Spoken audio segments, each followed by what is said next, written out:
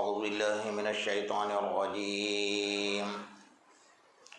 بسم الله الرحمن الرحيم. الحمد لله الذي أنزل على عبده الكتاب ولم يجعل له عوجا قيما لينذر بأسا شديدا من لدنه ويبشر المؤمنين الذين يعملون الصالحات أن لهم أجرا حسنا ماكثين فيه أبدا وينذر الذين قالوا اتخذ الله ولدا ما لهم به من علم ولا لآبائهم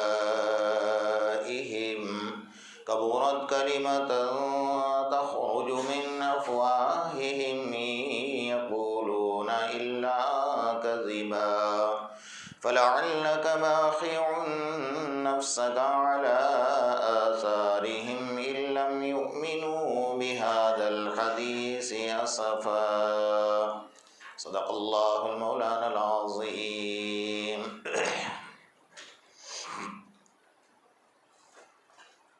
گزشتہ کل آپ حضرات کے سامنے سورہ کہف کی پہلی نمبر کی آیت انزل علی عبدہ الکتاب، اس کے اوپر گفتگو چل رہی تھی کہ اللہ تبارک و تعالیٰ نے اپنے بندے محمد الرسول اللہ صلی اللہ علیہ وسلم کی ذات اقدس پر قرآن مجید کو نازل فرمایا. عبد اور معبود کا رشتہ، یعنی ایک ہے بندے کا، عام بندے کا رشتہ اللہ تبارک و تعالیٰ کی ذات سے، اور ایک ہے محمد الرسول اللہ صلی اللہ علیہ وسلم کا رشتہ اللہ کی ذات سے.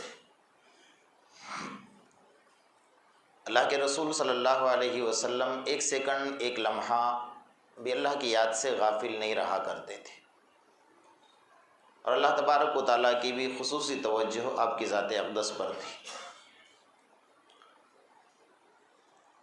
امت کے درمیان اور محمد الرسول اللہ صلی اللہ علیہ وسلم کے درمیان اللہ نے پردے رکھے. حدیث میں فرمایا گیا کہ 49 پردے ہیں امت کے درمیان اور آقا نامدار محمد الرسول اللہ صلی اللہ علیہ وسلم کے درمیان. امت اس وقت تک اللہ کے رسول کے قدموں تک نہیں پہنچ سکتی جب تک ان 49 پردوں کو پار نہیں کرے گی. ایک پردے کا فاصلہ اتنا ہے جتنا زمین اور آسمان کے درمیان کا فاصلہ ہے. اللہ نے فاصلہ تو بڑا دور رکھا ہوا ہے، لیکن اس فاصلے کو ختم کرنے کا جو ذریعہ ہے وہ بہت عجیب و غریب رکھا ہے. بھئی ہم سب کا یہ عقیدہ ہے، ہم سب کا یہ ایمان ہے کہ جب تک اللہ کے رسول کی شفاعت نہیں ہوگی کوئی جنت میں جانے والا نہیں. اب اللہ کے رسول کی شفاعت حاصل کرنے کے لیے ان 49 پردوں کو پار کرنا ہوگا، کیونکہ میدان محشر میں جب تک حساب کتاب شروع نہیں ہوگا، جب تک اللہ کے رسول سفارش نہیں کریں گے. اللہ نے یہ وعدہ ضرور فرمایا وَلَسَوْفَ يُعْطِيكَ رَبُّكَ فَتَرْضَىٰ، میں تمہیں ضرور راضی کروں گا. تو جب تک اللہ کے رسول سفارش نہیں کریں گے، میدان محشر میں حساب کتاب شروع نہیں ہوگا، اور جب تک ہماری شفاعت نہیں کریں گے ہم جنت میں داخل نہیں ہوں گے. تو ظاہر بات ہے کہ 49 پردوں کو پار کرنا ہم سب کے لیے بہت ضروری ہے. اب اس کو پار کرنے کا طریقہ اور راستہ کیا رکھا ہے؟ فرمایا ایک سنت جس کی زندگی میں مکمل آ گئی ہے.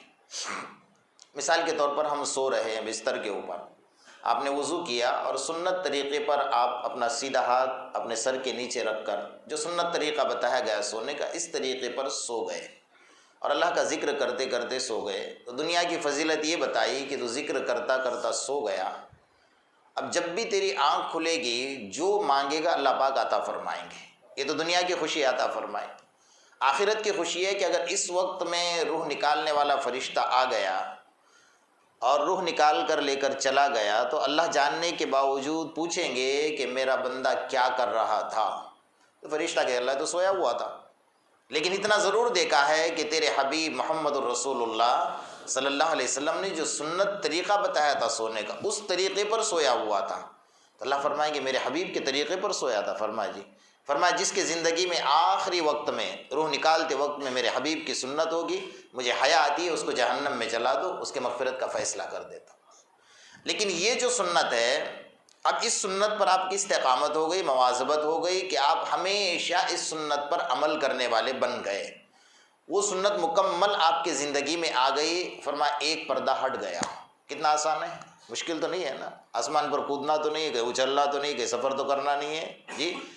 دوسری سنت آپ کی زندگی میں آ گئی۔ اسی طرح 49 سنتیں آپ کی زندگی میں ایسی آ گئی کہ آپ نے زندگی میں ان سنتوں پر پورا عمل کیا تو 49 پردے اللہ ختم فرما دے گا، اور براہ راست آپ کا رابطہ محمد الرسول اللہ صلی اللہ علیہ وسلم کی ذات سے ہوگا۔ تو بہرحال اللہ انزل علی عبدہ الکتاب، ایک ہے امت کا رشتہ محمد الرسول اللہ صلی اللہ علیہ وسلم سے، اور ایک ہے اللہ کا رشتہ محمد الرسول اللہ صلی اللہ علیہ وسلم۔ دونوں کا رشتہ بڑا گہرا ہے، اور دو محبتیں جو ہے نا، ایک اللہ کی محبت اپنے بندوں سے، اور ایک محمد الرسول اللہ صلی اللہ علیہ وسلم کی محبت اپنے امتی سے، بس یہ دو محبتیں بے غرض ہیں، اس میں کوئی غرض نہیں ملے گا۔ باقی باپ اپنے بیٹے سے محبت کرے گا، غرض ہوگی کہ میرے بڑھاپے کا سہارا بنے گا، ماں اپنے بچوں سے محبت کرے گی، غرض ہوگی کہ بڑھاپے میں میرا بیٹا میرا سہارا بنے گا، استاذ اپنے شاگرد سے محبت کرے گا، غرض ہوگی کہ میرا نام بچہ کمائے گا، ایک شیخ اپنے مرید سے محبت کرے گا، غرض ہوگی، ہر چیز میں غرض ہے، لیکن اللہ کی محبت اپنے بندوں سے بے غرض ہے، اور رسول اللہ صلی اللہ علیہ وسلم کی محبت اپنے امتی سے بے غرض ہے، اس میں کوئی غرض آپ کو نہیں ملے گی۔ اللہ پاک ہمیں اللہ اور اس کے رسول کی سچی محبت نصیب فرمائے۔ انزل علی عبدہ الکتاب، قرآن مجید ایک عجیب کتاب ہے کہ جس کے دل پر یہ اثر کر جاتی ہے۔ آپ نے ہزاروں کروڑوں واقعات ایسے پڑھے ہوں گے۔ ابھی کچھ سال پہلے کی بات ہے کہ پنجاب کے اندر ایک نوجوان لڑکی کا انتقال ہوا۔ اس کا جنازہ جب اٹھا رہے تھے، غیر مسلم لڑکی تھی، جنازہ اٹھ ہی نہیں رہا تھا، پریشان ہو گئے، اٹھا کر تھک گئے، لوگوں میں بات پھیل گئی کہ اس کا جنازہ زمین سے اٹھ نہیں رہا ہے۔ تو انہوں نے اپنے دھرم گرو کو بلایا کہ بھئی کیا بات ہے ہمارے سمجھ میں، ہم پریشان ہو گئے۔ تو وہ بوڑھا آیا، اور وہ بڑا عقل مند تھا، اس نے اسلام کو پڑھا تھا۔ اس نے کہا کہ بھائی ایک کام کرو، مجھے اس کا کمرہ بتا دو، یہ جس روم میں اکیلے بیٹھا کرتی تھی۔ تو اس کا کمرہ بتایا گیا، اس نے دیوار پر ہاتھ مارا تو اسے کوئی محسوس ہوا، کہا اس دیوار کو کھود دو۔ اس دیوار کو جب کھودا گیا تو اللہ کا قرآن نکلا۔ اللہ اکبر۔ اس بوڑھے نے کہا کہ آپ اگر مرتے دم تک اس کا جنازہ اٹھاؤ گے، اٹھنے والا نہیں ہے، اس کو مسلمانوں کے حوالے کر دو، یہ مسلمان ہو چکی۔ اس نے اپنا ایمان تو چھپایا تھا، ماں باپ کو پتہ نہیں تھا، وہ اللہ کے قرآن سے محبت کرتی تھی، اور مرنے سے پہلے اللہ کے قرآن کی حفاظت کر گئی، دیوار کے اندر قرآن کو چھپا دیا۔ فرمایا بعد میں چل کر پتہ چلا کہ یہ قرآن سے اتنا لگاؤ رکھتی تھی کہ پوری رات تنہائی میں بیٹھ کر اللہ کا قرآن پڑھا کرتی تھی۔ اللہ نے، اس نے تو چھپایا، لیکن جس پر ایمان لائے وہ خدا تھوڑی چھپانے والا ہے، اس نے بتا دیا۔ چنانچہ مسلمانوں کے حوالے کیا، جیسے مسلمان آ گئے فوراً جنازہ اٹھا اور اس کو غسل دیا گیا مسلمانوں کے طریقے پر، اس کو کفن دیا گیا، اس کی نماز جنازہ پڑھائی گئی، مسلمان کے قبرستان میں دفن کیا گیا۔ تو میرا خدا وہ ہے جو قرآن سے محبت کرتا ہے، اس کا ایمان کبھی چھپنے دیتا نہیں ہے۔ حضرت مفتی تقی صاحب عثمانی رحمۃ اللہ علیہ نے اپنی کتاب میں ایک عجیب بات لکھی ہے۔ فرماتے ہیں کہ مدینہ منورہ کے اندر ایک شخص رہتا ہے، بڑا مالدار ہے، اس کے گھر میں اکلوتا ایک بیٹا ہے۔ آپ سوچ سکتے ہیں کہ مدینہ میں اس کی پیدائش ہو رہی ہے، اور مدینہ منورہ کے اندر وہ اپنی زندگی گزار رہا ہے، لیکن دولت اتنی ہے کہ عیاشی کا کوئی سامان اس نے باقی نہیں رکھا، کوئی گناہ ایسا نہیں تھا جو اس نے نہ کیا ہو۔ تو وقت ایک ایسا آ گیا کہ بیماری لگ گئی، اور بیماری لگنے کے بعد کچھ دنوں کے بعد مر گیا۔ اب باپ کا اکلوتا ایک بیٹا تھا، مسجد نبوی میں نماز جنازہ ہوئی، حرم شریف کے امام نے نماز پڑھائی، اور جنت البقیع میں اس کو دفن کیا گیا۔ لیکن جو قبر میں اترا تھا، اس کا سگا چچا تھا، اس کا کوئی قیمتی سامان قبر میں گر گیا۔ جب گھر آیا تو پتہ چلا کہ میرا کوئی قیمتی سامان قبر میں گر گیا۔ وہاں حکومت سے پرمیشن لینی پڑتی ہے، اس نے پرمیشن لی اور دوبارہ قبر کھودی. ابھی دفن کر کے 1 گھنٹہ نہیں ہوا تھا، دوبارہ قبر کھودی. جیسے قبر کھودی نہ تو ایک عجیب منظر اس نے قبر میں دیکھا. بھئی جنت البقیع کے اندر تو یہ ماحول ہے کہ ہمارے آقا محمد الرسول اللہ صلی اللہ علیہ وسلم کا فرمان ہے کہ جو یہاں جس کو سلایا جائے گا، جو یہاں دفن ہوگا، قیامت کے میدان میں وہ آقا کے ساتھ اٹھے گا میدان محشر میں.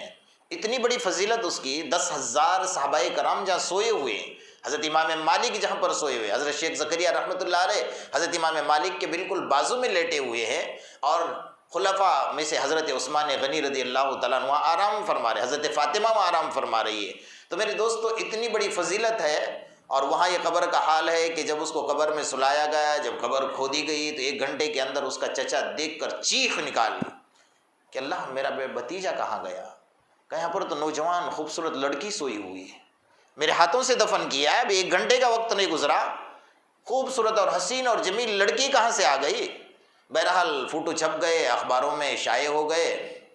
عیسائیوں نے دیکھا ان کے ملک کے اندر کہ یہ جو لڑکی کی فوٹو، یہ تو ہماری لڑکی کی فوٹو ہے، یہ کہاں سے آ گئی؟ انہوں نے اپنے لڑکی کی قبر کو اپنے ملک میں کھودا، وہاں پر دیکھا تو وہاں وہ لڑکا سویا ہوا ہے جس کو جنت البقیع میں دفن کیا گیا تھا. اللہ تبارک و تعالیٰ نے لمحوں میں، منٹوں میں اس لڑکی کی لاش کو جنت البقیع میں منتقل کیا اور اس کی لاش کو اٹھا کر عیسائیوں کے قبرستان میں منتقل کر دیا. فرمایا اس لڑکی نے بھلے عیسائی تھی لیکن اس نے اللہ کی ذات پر ایمان لایا تھا اور اس نے قرآن سے محبت کی تھی. ماں باپ کو پتہ ہی نہیں تھا کہ یہ مسلمان بن گئی تھی. اللہ تعالیٰ نے بھلے اس کے قبرستان میں دفن کیا، اس کی نماز جنازہ نہ پڑھی گئی، اسے عیسائیوں کے قبرستان میں دفن کیا. اللہ تعالیٰ نے اس کی لاج رکھی، اس کو یہاں ٹرانسفر کیا، اس کو وہاں ٹرانسفر کیا. یہ گھمنڈ میں مت رہنا کہ میرا نام مسلمانوں میں ہے، دنیا کے رجسٹر میں میری نماز جنازہ مسجد میں پڑھی جا رہی ہے. مسجد نبوی سے بڑھ کر تو کوئی مسجد نہیں ہے، جنت البقیع سے بڑھ کر تو کوئی قبرستان نہیں ہے نا. فرمایا کہ تمہارا، جب حدیث میں فرمایا کہ جب انسان کی روح نکالنے کے لیے فرشتہ آتا ہے نا تو روح نکالنے سے پہلے اللہ سے پوچھتا ہے، اللہ اس روح کو کافروں کی روح میں رکھو یا مسلمانوں کی روح میں رکھو؟ اللہ اکبر. یہ بڑا عجیب منظر ہے. اللہ اس وقت ہماری حفاظت فرمائے. تو اللہ جب کہتا ہے نا کہ ہاں اس کو کافروں کے روح میں رکھ دے، بھلے مسلمان تھا، اس کو کافروں کے روح میں رکھا جاتا ہے. اگر وہ مسلمانوں کے روح میں رکھنے کا حکم دیتا ہے، اللہ مسلمان فرشتہ مسلمانوں کے ارواح میں اس کو رکھتا ہے. تو یہ جو عجیب و غرائب مناظر جو اللہ دکھا رہے ہیں نا، وہ اس لیے دکھا رہے ہیں کہ لوگوں سدھر جاؤ، میرے قرآن سے محبت کرو، مجھ سے محبت کرو، یہی محبت آپ کو کام آنے والی، اس کے علاوہ اور کوئی نہیں ہے. اللہ نے جو قرآن میں طاقت رکھی ہے، آج ہم سب کے سب جو ذلیل اور خوار ہو رہے ہیں نا، کروڑوں اور اربوں اور کھربوں کی تعداد میں ہونے کے باوجود، بنیادی وجہ یہ ہے کہ ہم سب نے اللہ کے قرآن کے ساتھ بے وفائی کی ہے. ہم نے اللہ کی امانت کو دبوچ لیا ہے. ہم نے کہا ہمارا قرآن، ہمارا قرآن. بھائی کس نے کہا آپ کا قرآن ہے؟ اللہ نے قرآن میں کہا ھدی للناس. یہودیوں کا قرآن ہے، عیسائیوں کا قرآن ہے، مجوسیوں کا قرآن ہے، اور وائٹ ہاؤس میں بیٹھنے والے پارلیمنٹ والوں کا قرآن ہے. اللہ نے سب کے لیے اس میں ہدایت کو چھپا کر رکھا ہوا ہے، اور ہم نے قرآن کو چھپا کر رکھا. ہم نے اللہ کی امانت کو دبوچ لیا ہے، اللہ کی امانت کو ہڑپ کر لیا ہے. اس لیے اللہ تبارک و تعالیٰ ناراض ہو گئے. قرآن صرف ہمارا نہیں، قرآن ساری قوم کا ہے. ہر قوم کے لیے اللہ نے اس قرآن میں ہدایت نصیب فرمائی، لیکن ہم نے اس کو محدود کر دیا. ہمارا قرآن. حضرت پیرانی پیر سید عبد القادر جیلانی رحمۃ اللہ علیہ ایک بار راستے سے گزر رہے تھے تو ایک مسلمان تھا، ایک یہودی تھا، اور کھڑے کھڑے آپس میں بحث چل رہی تھی. تو وہ کہتا تھا کہ یار ایک سوال کرنا ہے آپ سے. کہا کیا؟ کہ ہمارے گرجا گھر دیکھے آپ لوگوں نے؟ کہا ہمارے گرجا گھروں میں اتنا سوراخ نہیں ہوتا ہے، اور تمہارے مسجدوں کا حال میں نے بڑا خراب دیکھا ہے. دیواریں پھٹی ہوتی ہیں، چھت پھٹے ہوتے ہیں، بارش کے موسم میں پانی اندر گرا ہوتا ہے. تو اس کی وجہ کیا ہے؟ اور ہمارے گرجا گھر دیکھو اگر کیسے. تو مسلمان تو بولا ہوتا ہے نا دین کے معاملے میں، کہاں جواب دے گا بیچارہ؟ دنیا کے معاملے میں پوچھو فٹافٹ انگلیوں پر جواب دے گا. تو چپ چاپ سنتا کھڑا رہا. حضرت پیرانے پیر نے کہا بھائی میں کچھ کہوں؟ کہا فرمائیے. وہ چپ چاپ کھڑے کھڑے سن رہے تھے. کہا آپ کے گرجا گھر میں آپ لے جا سکتے ہو مجھے؟ کہا چلیے. گئے. کہا میں اندر داخل ہو سکتا ہوں؟ کہا ہاں.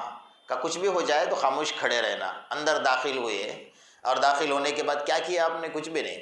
اعوذ باللہ من الشیطان الرجیم، بسم اللہ الرحمن الرحیم. لو انزلنا هذا القرآن على جبل لرأيته خاشعا متصدعا من خشية الله.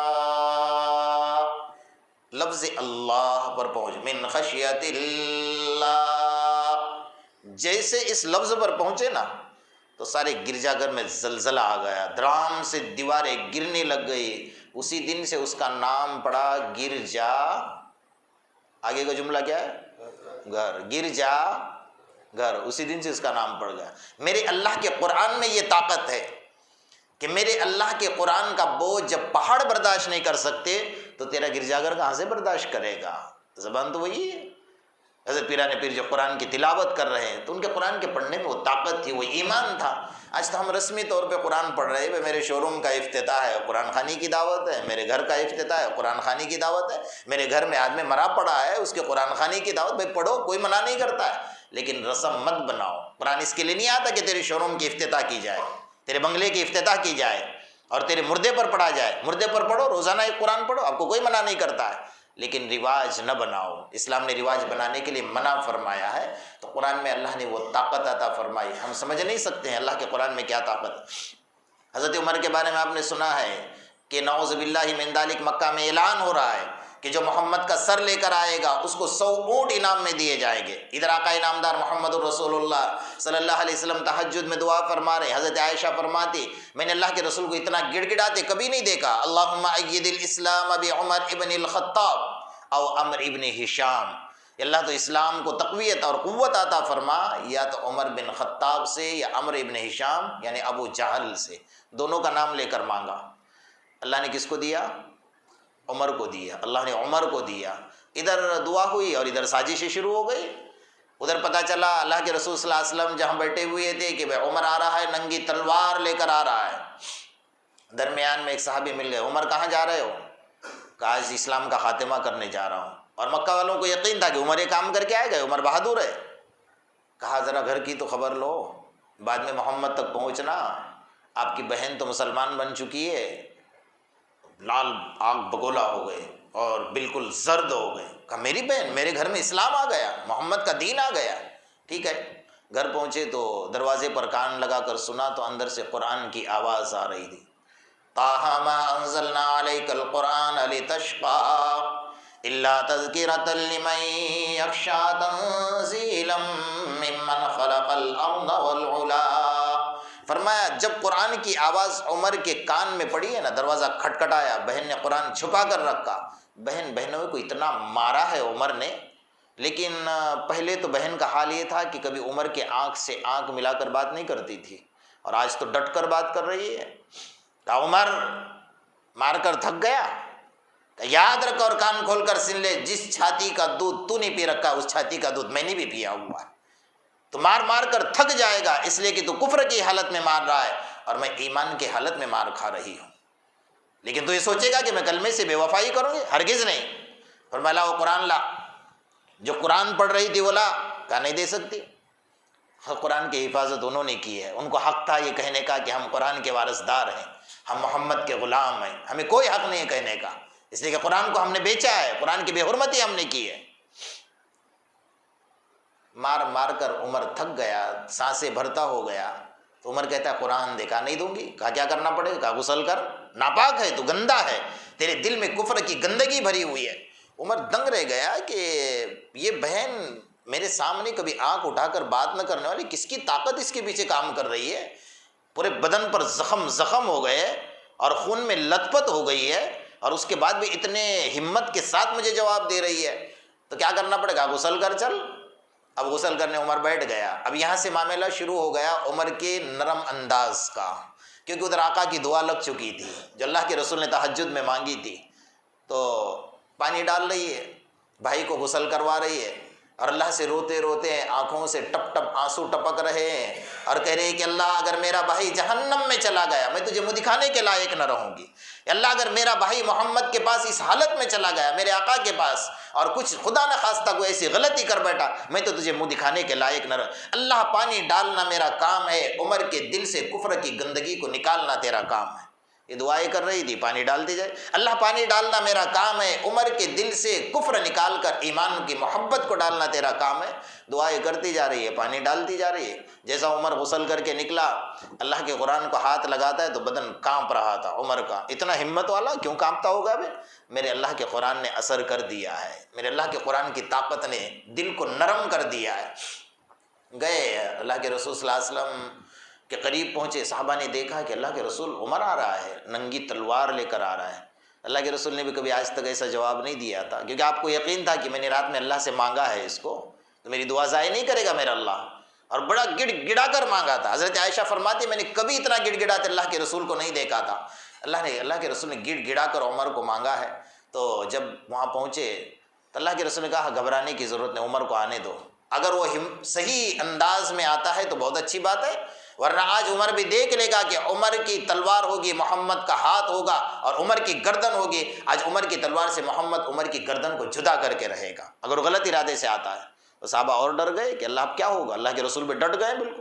جب عمر آیا اللہ کے رسول کھڑے ہو گئے اور بدن کانپ رہا تھا، عمر کی تلوار کپکپاہٹ میں ہاتھ سے گر گئی، اللہ کے رسول نے سینے سے سینہ لگایا اور جو دبایا ہے، عمر فرماتے ہیں کہ میں یہ سمجھتا کہ مکہ کا بہادر میں ہوں، عرب کا بہادر میں ہوں، لیکن اللہ کے رسول نے جب دبایا تو مجھے ایسا لگ رہا تھا جیسا چھوٹے بچے کو ماں دباتی ہے نا، میری تو کوئی طاقت ہی نہیں تھی، میرے اندر تو کوئی ہمت ہی نہیں تھی۔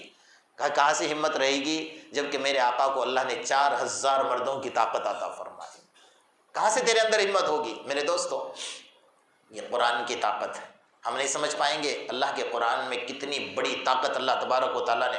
حقیقت بات میں آج آپ کو بتا رہا ہوں کہ ہم نے حقیقت میں اللہ کی امانت کو دبوچ لیا ہے، اللہ کی امانت میں خیانت کی۔ اگر میرے آپ کی امانت میں کوئی خیانت کرے ہم اس کو معاف کریں گے؟ ہم اس کو نہیں بخشیں گے، کبھی نہیں بخشیں گے۔ اللہ نے امانت دی تھی مسلمانوں کے پاس، یہ قرآن ہے امانت، اس کو پڑھو اور اس کو پڑھاؤ اور غیروں میں سمجھاؤ، جو اس کو مانتے نہیں، جو جانتے نہیں ہے نا، اس کو سمجھاؤ کہ اللہ کا قرآن کیا ہے، اس کی طاقت کیا ہے۔ ہم نے نہیں سمجھایا، ہم نے امانت میں خیانت کی ہے، اس لیے اللہ پاک سب سے ناراض ہو گئے، میری امانت کو تم نے ختم کر دیا۔ صحابہ کرام جانتے کیا کرتے؟ حضرت ابوبکر صدیق رضی اللہ تعالیٰ عنہ کے بارے میں روایات موجود ہے کہ جب وہ گھر کی دہلیز کے اوپر سامنے بیٹھ کر قرآن پڑھتے تھے، لوگوں نے اعتراض کیا، کہا بھائی ابو بکر کو کہہ دو کہ وہ گھر میں قرآن پڑھے، گھر کے باہر نہ پڑھے۔ کہا کیوں؟ اللہ کے رسول کے پاس شکایت آ گئی۔ اللہ کے رسول آپ ابو بکر کو سمجھائے کہ گھر کے باہر قرآن نہ پڑھے۔ کہا کیوں؟ کہا کہ ابو بکر جب قرآن پڑھتے ہیں اور وہاں سے کوئی بھی انسان گزرتا ہے ان کے دروازے سے، اور ابو بکر کے پڑھنے کی آواز جب اس کے کان سے ٹکراتی ہے نا، تو اسی جگہ پر کھڑے ہو کر وہ کلمہ پڑھتا ہے، لا الہ الا اللہ محمد الرسول اللہ۔ بھائی ابو بکر نے تھوڑی ہاتھ پکڑ کر کہا کہ کلمہ پڑھ لے، قرآن کی طاقت ہے، اس کے دل پر اثر کر گئی۔ ایک بزرگ تھے اللہ والے، حضرت عبداللہ، آگے کچھ نام ہے میں بھول رہا ہوں ان کا نام، بڑے عجیب اللہ، وہ 24 گھنٹے جب بھی چلتے پھرتے اٹھتے بیٹھتے اللہ کا قرآن پڑھا کرتے۔ ان کو اللہ نے ایک کرامت دی تھی قرآن کی برکت سے۔ کیا کرامت دی تھی؟ چل رہے ہیں راستے سے، کوئی سامنے کافر نظر آ گیا، غیر مسلم نظر آ گیا، یہودی نظر آ گیا، مجوسی نظر آ گیا، یہ اشارہ کرتے تھے، وہ فوراً اسی جگہ کلمہ پڑھ لیتا تھا۔ لوگوں نے مقدمہ درج کیا، انگریزوں کا دور تھا کہ بھائی یہ جادوگر ہے، کہا یہ جادوگر ہے بہت بڑا، یوں انگلی کر کے اشارہ کر کے تو لوگوں کو مسلمان بنا رہا ہے، کہا اس کے خلاف مقدمہ درج کرو۔ اب جنہوں نے اس بزرگ کو دیکھا ہی نہیں تھا انہوں نے مقدمہ درج کر دیا، 10-15 لوگ تھے، سب نے مل کر مقدمہ درج کیا۔ اس بزرگ پر نوٹس آ گئی کہ فلاں فلاں وقت میں آپ کو کورٹ کے اندر مجسٹریٹ کے سامنے کھڑے ہونا ہے۔ پہنچ گئے۔ اب وہ جو 10-15 جنہوں نے مقدمہ دائر کیا تھا وہ سائڈ کھڑے تھے، کچھ ادھر کھڑے تھے، کچھ ادھر کھڑے تھے۔ تو اس انگریز مجسٹریٹ نے پوچھا کہ بھائی آپ کے اوپر یہ مقدمہ ہے کہ آپ جادو کر کے لوگوں کو مسلمان بناتے ہو۔ کہا کس نے کہا؟ کہا یہ کھڑے ہیں، یہ کھڑے ہیں، یہ کہہ رہے ہیں۔ تو ادھر منہ کرا، بھائی تم کو میں نے مسلمان بنایا؟ سب نے کلمہ پڑھ لیا، لا الہ الا اللہ محمد رسول اللہ۔ ادھر اشارہ کیا، بھائی تم کو میں نے کہا تھا؟ انہوں نے پڑھ لیا لا الہ الا اللہ محمد رسول اللہ۔ اب وہ جج گھبرا گیا کہ کہیں میری باری نہ آئے، کرسی چھوڑ کر بھاگ گیا، کہ میری باری نہ آ جائے، میری طرف اشارہ کرے گا تو مجھے بھی کلمہ پڑھنا پڑے گا۔ اللہ نے وہ طاقت عطا فرمائی تھی، وہ قرآن کی طاقت تھی، وہ قرآن کا اعزاز تھا میرے دوستو۔ ہم جب قرآن کو اپنے گلے سے لگا لیتے، اپنے سینے سے لگا لیتے، اللہ تبارک و تعالیٰ وہ محبت عطا فرماتا۔ اور اب دیکھیے اس کے بعد جو آپ کو قرآن کی لذت آئے گی نا، آپ جب قرآن سے محبت کرو گے اور اس کو محبت کی نظر سے دیکھو گے، اس کے پڑھنے پڑھانے والوں کی محبت کی نظر سے۔ آج ہمارے اندر تو یہ ماحول بنا ہے نا کہ قرآن کے پڑھنے پڑھانے والے دنیا میں سب سے حقیر ہیں آپ کی نظر میں، نعوذ باللہ من ذالک۔ حضرت مولانا حسین احمد مدنی رحمۃ اللہ علیہ نے 17 سال تک محمد الرسول اللہ صلی اللہ علیہ وسلم کے روزے کے پاس بیٹھ کر حدیث پڑھائی ہے، اور حدیث پڑھانے کے بعد انہوں نے کہا میرے زندگی کا خلاصہ بتاؤ۔ جب ہندوستان آئے تو آنے کے بعد کہا میرے زندگی کا خلاصہ بتاؤں۔ کہا لوگوں نے کہا بتائیے۔ کہا جو قرآن کے پڑھنے پڑھانے والوں سے نفرت کرے گا، میں قسم کھا کر کہتا ہوں کہ اللہ قبر میں اس کا چہرہ قبلے سے پھیر دے گا، اور اگر یقین نہ آئے تو اس کی قبر کو کھود کر دیکھ لینا۔ آپ نے لکھا کتاب کے اندر، آج دنیا میں سب سے کمزور لوگ وہ ہو گئے جو قرآن پڑھا رہے ہیں اور قرآن پڑھ رہے ہیں ہماری نظر میں۔ ہاں کالج کا پروفیسر، ہاں ہمارے نظر میں بہت اونچا ہے، ہم لائن میں کھڑے رہیں گے، 25 لاکھ روپے دینا ہے دے دیں گے، سب کچھ سوٹ بوٹ پہنائیں گے۔ مدرسے میں بچہ پڑھنے آ رہا ہے، اس کے آنکھوں کے اوپر میل لگا ہوا ہے، ماں کو اتنی فرصت نہیں کہ اللہ کا قرآن پڑھنے جا رہا ہے تو میں اس کو صاف صفائی کر کے اس کو پاک کروں، اس کو وضو کراؤں، اچھے سے کپڑے پہناؤں۔ فرمایا بھئی کیا ماحول بنا کر ہم نے رکھا ہوا ہے۔ اللہ کے قرآن کی عظمت ہمارے بچوں کے دماغ میں ہم نے یہی بٹھائی ہوئی ہے کہ تو جا پرانے پھٹے پرانے کپڑے پہن کر جا، ایسے ویسے رات میں سوئی وہی بستر پر کپڑے پہن کر جا، میلے کچیلے پہن کر جا، میلے کچیلے چہرے سے تجھے کون پوچھنے والا ہے، تجھے کوئی روکنے والا نہیں۔ یہ اللہ کے قرآن کی عظمت نہیں ہمارے ذہن میں۔ اس بچے کے ذہن میں عظمت بٹھاؤ کہ تو اللہ کا قرآن پڑھنے جا رہا ہے تو پاکیزہ کپڑے پہن، غسل کر، پاک ہو، خوشبو لگا بدن پر، اور اس کے بعد اللہ کے قرآن کو ہاتھ لگا تو اللہ کے قرآن کی عظمت ان بچوں کے دلوں میں بیٹھے گی۔ ہم نے کہا عظمت بٹھائی نہیں اللہ کے قرآن کی۔ بہرحال میرے دوستو، اللہ کا کلام ہے، اس کے اوپر ہم ساری زندگی بولتے رہیں گے تو اللہ کا کلام ہے، اس کا کوئی انتہا ہو ہی نہیں سکتی، یہ لامحدود سمندر ہے جس کا کوئی کنارہ نہیں ہے۔ ہم اللہ کے قرآن کو سینے سے لگائے، اس سے محبت کرے، اس پر عمل کرنے والے بنے، ایک ایک لفظ پر غور کر کے پڑھے۔ جیسا کل میں نے آپ کو بتایا تھا کہ بھئی ایک قرآن پڑھنے پر آپ کو کتنا اجر مل رہا ہے، ایک قرآن پڑھنے پر اللہ کتنا اجر دے رہا ہے، اور سب سے بڑی چیز کہ قرآن کل قیامت میں ہمارے حق میں شفاعت کرے گا۔ اللہ پاک ہم سب کو قرآن سے سچا لگاؤ نصیب فرمائے اور سچی محبت نصیب فرمائے۔ دوسری بات مجھے آپ سے عرض کرنی تھی کہ بھئی جو صدقۃ الفطر ہے یہ واجب ہے ہمارے اوپر، یہ روزے کا شکریہ ہے۔ ہم جو روزہ رکھتے ہیں اس کا شکریہ ہے کہ اللہ تو نے روزہ رکھنے کی ہمیں توفیق عطا فرمائی، اور اس میں غریبوں کا حق چھپا ہوا ہے۔ اب ہمارے یہاں بہت سارے لوگوں کا ماحول ایسا ہے کہ عید کے دن صدقہ فطر نکالتے ہیں، حالانکہ عید کے دن واجب ہوتا ہے، لیکن مسئلہ یہ ہے کہ بھئی عید سے پہلے ہم ادا کریں تاکہ جن غربا کو ہم دے رہے ہیں ان غربا کے وہ غربا بھی ہمارے عید کے اندر شامل ہو جائے۔ اس میں 3 قسم کا فطرہ ہے۔ جو لوگ مالدار ہیں، جن کو اللہ نے خوب دولت سے نوازا ہے، ان کے لیے اعلیٰ قسم کا جو فطرہ ہے وہ منقع یعنی کشمش کہا گیا ہے۔ وہ 3.5 کلو کشمش کے آج کے حساب سے ہم نے بھاؤ لگایا تو تقریباً 1050 روپیہ ہوتا ہے کہ وہ منقع یعنی کشمش کا صدقہ دے، صدقہ فطر دے دے۔ ایک آدمی کا 1050 روپیہ 3.5 کلو منقع کا ہوتا ہے۔ اس سے نیچے کا درجہ ہے کھجور 3.5 کلو۔ 3.5 کلو کھجور اگر آپ دیں گے تو تقریباً 700 روپیہ اس کا بنتا ہے کہ اس سے نیچے کا درجہ۔ اور اس سے تیسرا درجہ جو ہے وہ ہے جو کا، وہ جو بھی دے سکتا ہے، اس کا حساب آج کے دور سے لگاؤ تو تقریباً 350 روپیہ ہوتا ہے۔ اور سب سے آخری درجہ جو 1.25 کلو گیہوں کا ہے وہ 60 یا 70 روپے کے درمیان میں ہوتا ہے۔ تو ہم یہ چاروں میں سے جس کو جو نکالنا ہے نکالنا، کسی کے اوپر دباؤ نہیں ہے، لیکن اللہ نے اگر نوازا ہے تو اعلیٰ قسم کا جو صدقہ فطر ہے۔ اس لیے حدیث میں فرمایا کہ جب تک بندہ اپنے روزے کا فطرہ ادا نہیں کرتا ہے اس وقت تک اس کا روزہ زمین اور آسمان کے درمیان لٹکا رہتا ہے، اللہ کے پاس نہیں پہنچتا ہے۔ تو اتنی محنت کریے، پورا مہینہ روزہ رکھا ہے تو فطرہ ہم ادا کریں۔ دوسرے نمبر پر فدیہ ہے۔ فدیہ جو ہوتا ہے، بھئی کوئی آدمی اتنا عمر والا ہے کہ اب وہ روزہ رکھ نہیں سکتا، اور امید نہیں ہے رکھنے کی کہ اب اس کے بعد نہ وہ جیے گا نہ رکھ پائے گا، اس کے لیے یا ایسا کوئی بیمار ہے کہ اس بیماری کے بعد اب کوئی امید ہی نہیں ہے کہ اس کی بیماری اچھی ہوگی، اس کے لیے نماز کا فدیہ اور روزے کا فدیہ الگ ہے۔ روزے کا فدیہ اس کو روزانہ کا، یہ روزے کا فدیہ تو جو ہمارا دینا ہے وہ ہم روزانہ کا اس کو ایک فدیہ دینا پڑے گا، یعنی روزانہ جیسا ہم نے پورے مہینے کا ہمارا ایک فدیہ ہے، اس کے لیے ایک روزے کا ایک فدیہ ہے۔ یعنی مثال کے طور پر اگر آپ گیہوں دے رہے ہیں تو روزانہ 60 یا 70 روپے جو بھی بھاؤ آپ لگائیں گے۔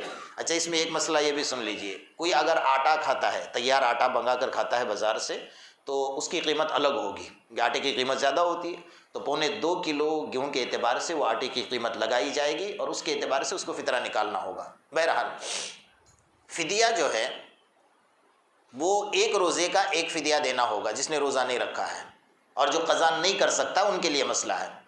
اور اگر نمازیں نہیں پڑھ رہا ہے، پڑھنے کے لائق نہیں، بے ہوشی کے عالم میں پڑا ہوا ہے، اسے کچھ سمجھ ہی نہیں آ رہی ہے، اس کے لیے بھی فدیہ رکھا گیا، لیکن اس کے فدیے کتنے ہیں؟ 5 نمازوں کے ساتھ اس کو 6ٹھا فدیہ دینا پڑے گا، یعنی واجب الوتر کا بھی دینا پڑے گا۔ تو 6 فدیے روزانہ کے اس کو دینے پڑیں گے، آپ یاد رکھیں، 5 نمازوں کے 5 فدیے اور ایک واجب الوتر کا، یعنی 6 نمازوں کے 6 فدیے اس کو روزانہ کے اعتبار سے پورے مہینے کا حساب لگائے، بھئی اتنے نمازیں، اور نماز کا تو اسے بھی عام دنوں میں بھی مسئلہ ہے اس کے لیے کہ بھئی اس نے نمازیں نہیں پڑھی اور ایسے ہی چلا گیا، یہ حالت میں چلا گیا، تو اس کے لیے وہ اسلام نے وہ حکم رکھا ہوا۔ تو یہ ساری چیزیں ہمارے اوپر واجب ہیں۔ ہم رمضان میں عید سے پہلے اللہ تبارک و تعالیٰ ان تمام چیزوں سے ہم تمام کو اس کو ادا کرنے کی توفیق عطا فرمائے اور اس کا احترام اور اہتمام نصیب فرمائے۔